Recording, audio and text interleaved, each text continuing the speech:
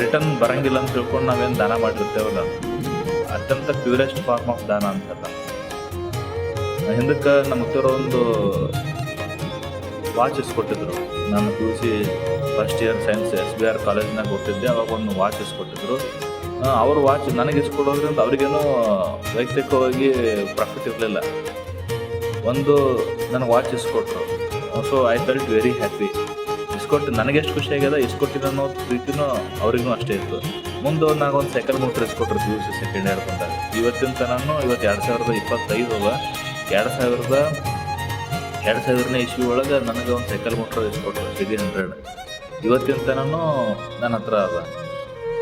ಮತ್ತು ಆಮೇಲೆ ಮುಂದೆ ನನಗೆ ಎಷ್ಟೋ ಸರ್ತಿ ಬಟ್ಟೆಗಳನ್ನು ಇಸ್ಕೊಟ್ರು. ಮನುಷ್ಯ ಯೋಗ್ಯವಾದ ಮನುಷ್ಯ ಯೋಗ್ಯನಿಗೆ ಕೊಟ್ಟಾಗ ಅದು ಒಂದು ಪರಿಪೂರ್ಣ ದಾನ ಅನಿಸ್ಕೋತದೆ ಅಂತ ಹೇಳಿ ಭಗವದ್ಗೀತೆ ಹೇಳ್ತದೆ.